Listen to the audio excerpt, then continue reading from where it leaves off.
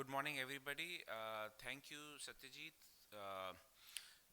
for including me in this IC. What I will be talking about is how to rectify the faulty leaky incisions and managing the iris prolapse. I'm Dr. Arun Rectifying.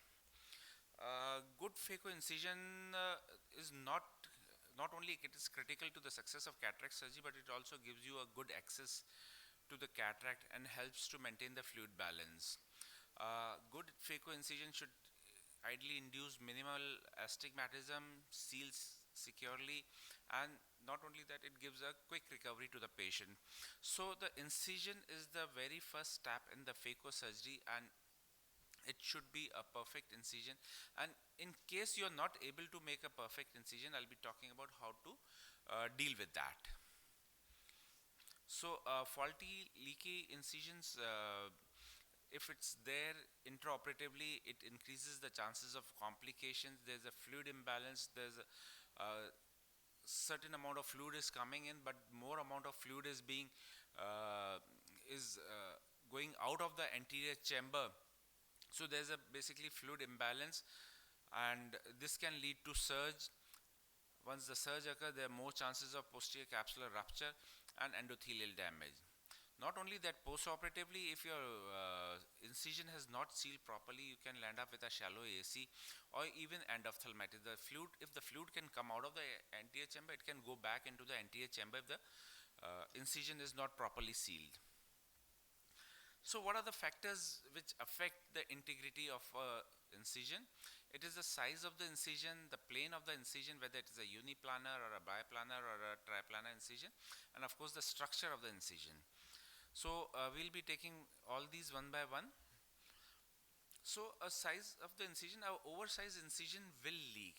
So you need to use the right keratome, the right size keratome for your phaco.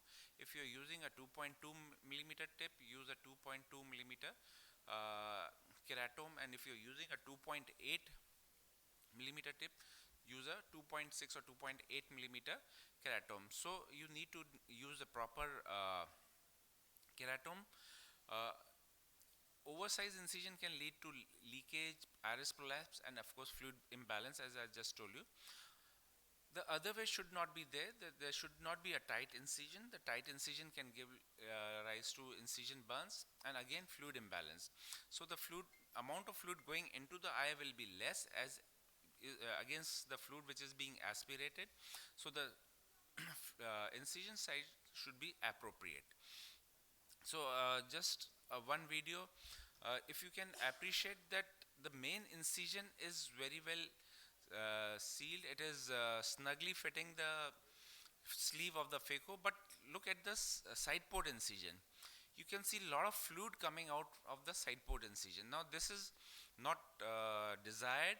So what I do is I come out of the side port incision. You can see that there's a gush of fluid coming out, and you can make a very small side port incision beside your old incision, and you can seal your previous incision which was oversized. So now if you can appreciate that now there's a less amount of fluid gush out of the side port incision, almost negligible amount of fluid is coming.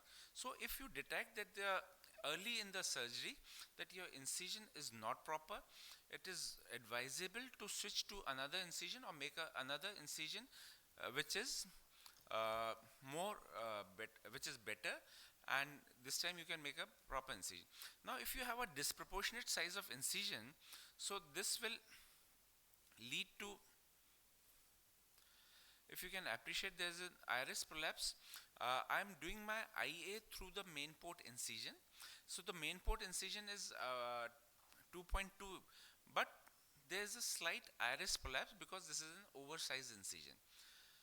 So if you are having an iris prolapse while doing IA, switch over to bimanual IA. Coming to the plane of the incision, as I just told you, you can have a uniplanar, a biplanar, or a triplanar. Triplanar incisions are the best incision. They are the least leaking incision, and snug incisions which leaks the least. So what you do is you make a horizontal incision first, and then in this groove you introduce your keratome, go straight and then dip. You can see a dimple there, and once you have this dimple, and then you enter the anterior chamber. So this is how you construct your triplanar incision. So coming to the structure of the incision, so once you are introducing your keratome, this keratome should be radially introduced. The tip of the keratome should be pointing towards the center of the pupil, and it should straight go in and straight come out. And if you are not able to enter radially, you may land up with a bad incision or a poor form of an incision. So if you go obliquely, the incision size will be more, and it will be difficult for you to maneuver your instruments. Then coming to the size of the incision, a too small a tunnel will leak definitely, and this too small a tunnel can also lead to iris prolapse. A good incision will be, the tunnel should be as much length as it is wide. So if you're making a 2.2 millimeter incision, so your tunnel should be approximately 2 millimeter or 1.8, or it can be 2.2 millimeter. Too long a tunnel again can cause a problem. It can cause the cornea to bend and disrupt in your vision of the anterior chamber. Now just a few examples. Suppose you have this incision, this is at the end of the surgery. If you can, I'll just stop it, sorry.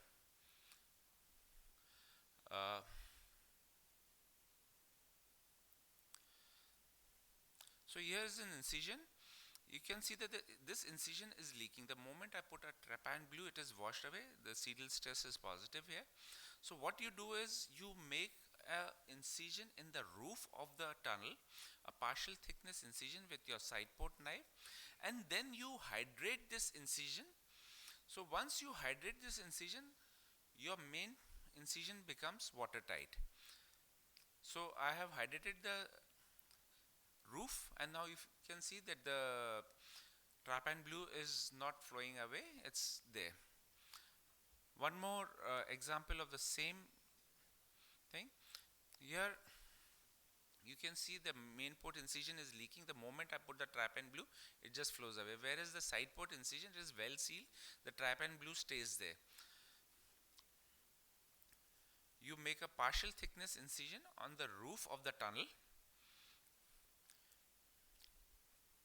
and then you hydrate this partial thickness tunnel,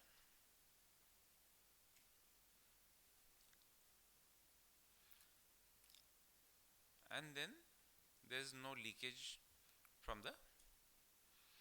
So this is one way of correcting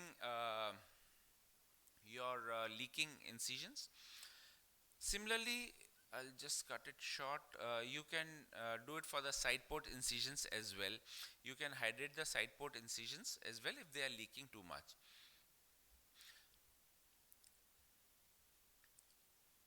So you hydrate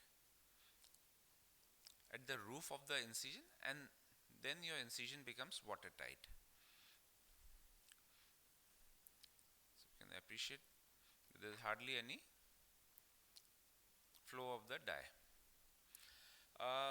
Don't be shy of giving in suture. In case you are having a leaky wound and you are not able to seal it in any way, go ahead and give a suture, because better to give a suture than to have a leaking incision the next day and a shallow chamber or iris prolapse the next day. So don't be shy of giving incision. Don't be shy of giving a suture. Iris prolapse, it usually occurs when there is an increase in the intraocular pressure while the surgery. So there has to be some pressure difference above the iris and underneath the iris. If the pressure underneath the iris is more than the pressure above the iris can prolapse even through a good incision. And if you enter the anterior chamber too posteriorly close to the root of the iris, it can lead to iris prolapse, and floppy irises usually lead to iris prolapse. So basically there is a difference in pressure underneath the iris. Let me take this. So there's a more of a pressure underneath the iris than above the iris, and the iris prolapses out. So what you basically need to do is the basic principle would be to decrease the pressure under the iris and increase some pressure above the iris to get the iris back to its position. So the prevention will basically consist of creating a longer incision, avoiding overinflation of the anterior chamber with viscoelastic, and removing excess viscoelastic before you proceed for your hydrodissection. Make space for the fluid which is you are going to inject, and in cases of floppy iris or iris degeneration, use hooks, rings if required. Just to show you a video.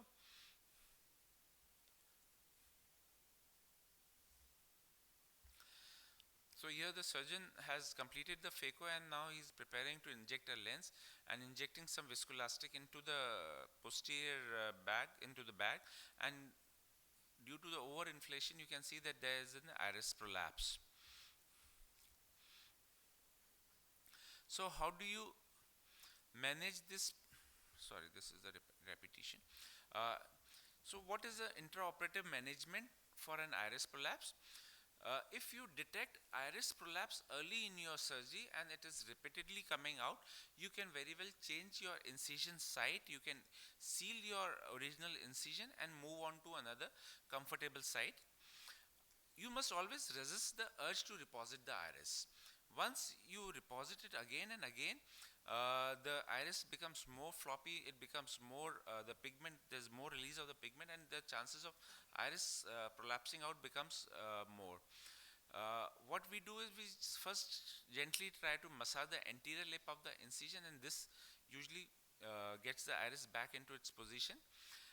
You can decompress the anterior chamber through the side port or through the main port, and most of the time the iris goes inside without any manipulation. And basically you have to equalize the pressure under and above the iris. You need to lower the IOP or the bottle height. So here the iris has prolapsed. So what I am doing is I'll just press onto the lower lip and release some viscoelastic from there. So as the viscoelastic is released, then I'll push some viscoelastic above the iris and the iris is back into its position. If the iris prolapse is too much, so what you can do is through the side port, you can take your iris repositor, tap on the side port, let some viscoelastic escape out, and then through the side port you can pull, instead of pushing the iris inside, you can pull in the iris to its position.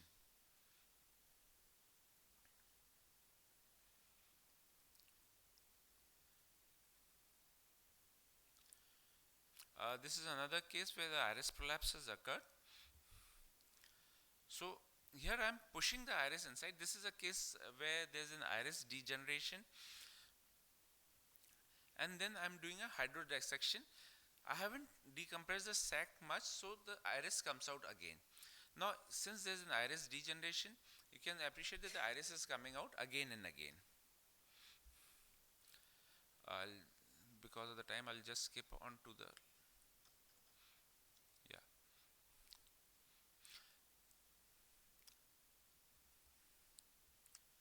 So I'd like to conclude that a well-constructed incision is the best way to prevent leaky wounds.